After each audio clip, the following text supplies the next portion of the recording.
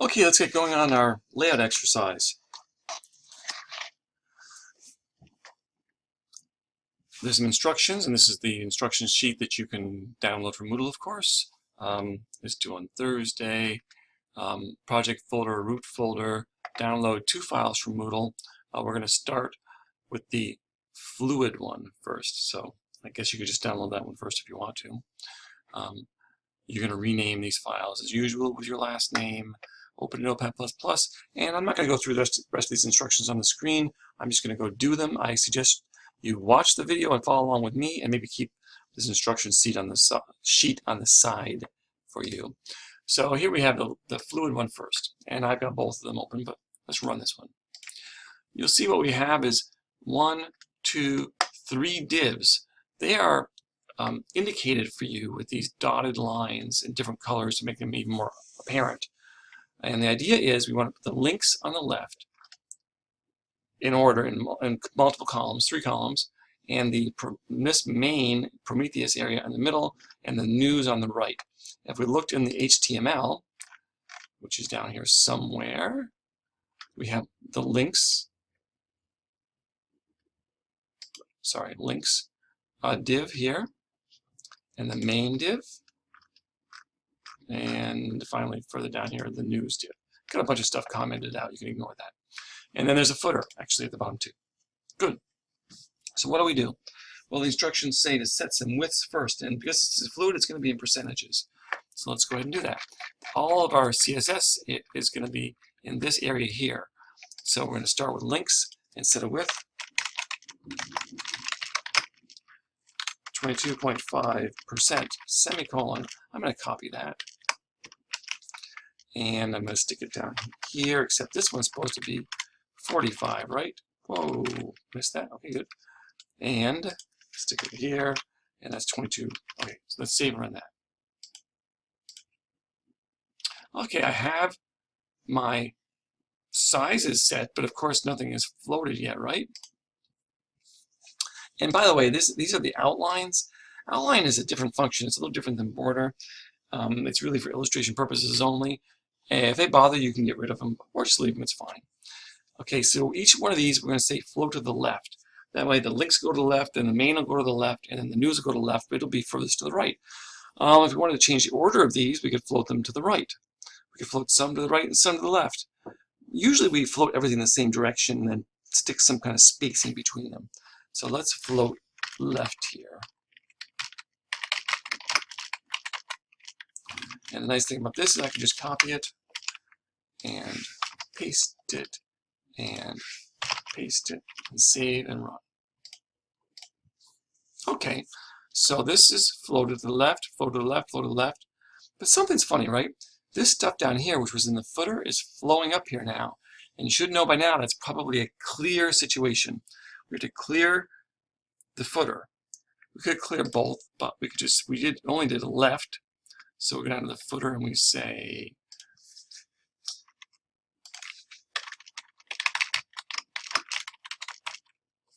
save and run it. That looks better. Okay. But as far as the footer goes, the only additional thing we have to worry about is the margins.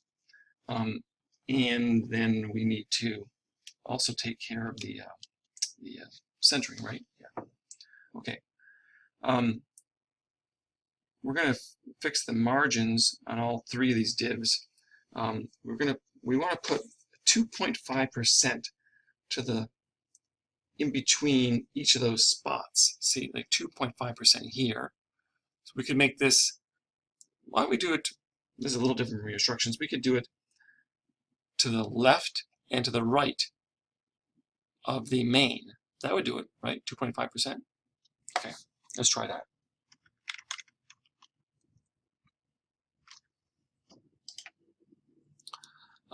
So we're going to find the main, and we're going to make a margin.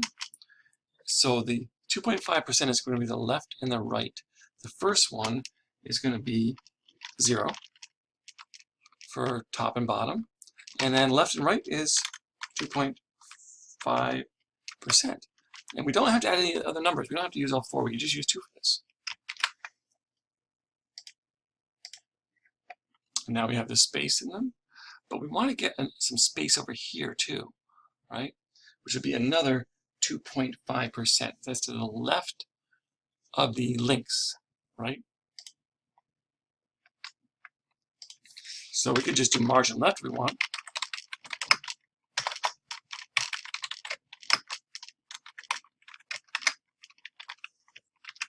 Let's run it now. And of course, what's left over is 2.5%. If you add up those percentages, that's what's left over here. And so we are sort of centered. We're centered just because we used up all the percentages, right? And what happens is we make this page smaller, and a lot smaller even. It keeps flexing. That's a nice thing. It keeps flexing and flexing because we use percentage-based fluid layout.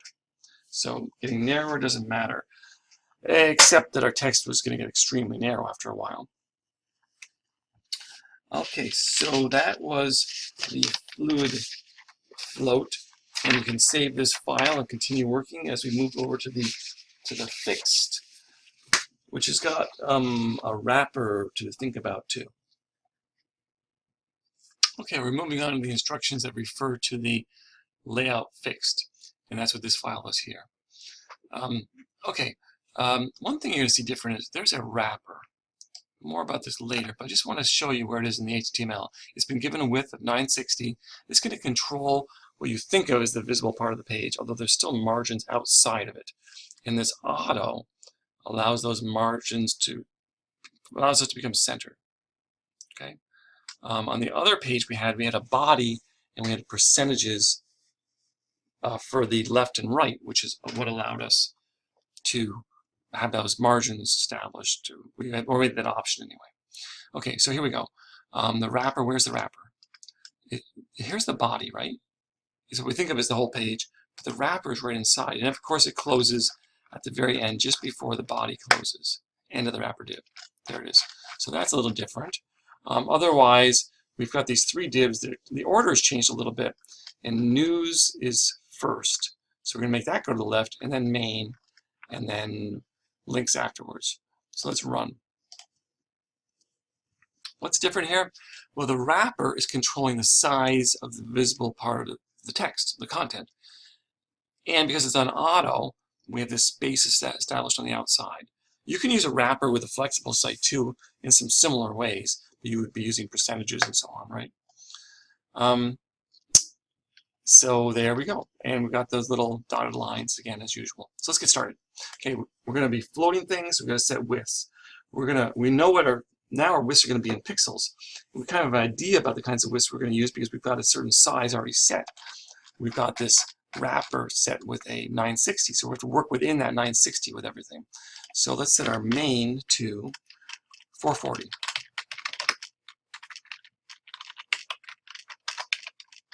Oops. I'm going to select that, copy it, and go down here. And the news I'm going to set at 300. If the world was just desktops, we'd be setting most everything in pixels all the time, and it could be absolute control over it. But we're not in that world anymore. And even monitor sizes change a lot now. And the links is going to be 220. Oh, we could save that. Well, we might as well run it, right? Get our sizes set up. Good. That's fine. But nothing else has happened really, right? So we're going to make some floating. We're going to float all these to the left again. If you ever want to see the difference, you can try floating things to the right and see how it's different. A good way you can practice with these files. Do lots of things with these files if you wish.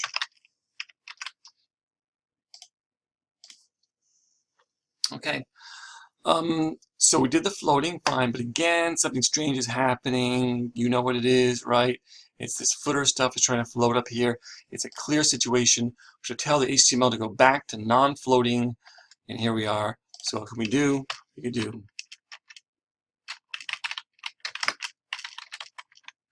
clear bold, it wouldn't matter, but anyway. Let's run this. And there we are. And the only other thing we need is we need to stick some spacing in here, right? Spacing in here. We're going to put 20 pixels on the left and right side of the main div. So let's go ahead and do that.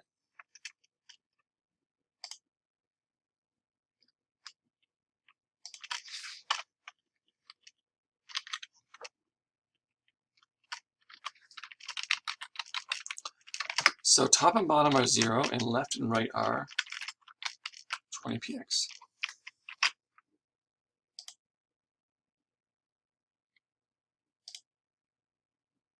So something's happened. Can you guess what? This is an issue of a float drop, right? Because we don't quite have space in there anymore, because our numbers, the way they add up, if you look at the numbers we used. And this is the issue. Our main was set to 440. So we make it 400, save that, run, launch in Chrome, and there we got a room for our 20 on each side in between these. So you can see what happens when we resize. Should we do that? Sure. Of course, now we get the dreaded horizontal scroll bar, but that's a product of fixed layouts. It's just the way it goes. You get the control of line length and everything exactly the way you want it to look, but if the screen gets smaller, you have problems. If the screen gets larger, you end up with more and more space on the sides too. Okay, so let's. That's the end of the assignment. So you can save that and zip it up and send it in. But in the meantime, I want to show you something else. And this is what I want to show you. What about pages like the SUNY Plattsburgh website, and so many actually, that seem to have one set of background color here in the big central area, but then another set of background color behind it. It's more complicated here because we've got these different levels of layering.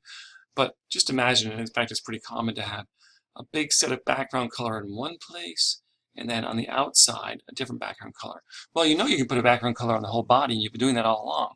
But how do you make a different background color in this area here? That's another reason to use something like a wrapper. So let me show you what I've done. I went to the wrapper. Remember, the wrapper is that 960 area. And we could have used a wrapper with percentages in the other file too. And I gave it a background color of lemon chiffon. Okay, good. And then I went to the body, which is of course everything, including the background of everything, right? And I gave it a background color of goldenrod. But because the other one is more specific and is on top, the wrapper, it will take control of the central area, and this will be the leftover stuff, which is going to be around the edges. And let's see what it looks like. I'm going to save it and run it. Again, you don't have to do this for the exercise, but see how we get the lemon chiffon over the wrapper area. Now this header has its own background color, and the footer has its own background color, just this gray. And you could change that yourself, of course.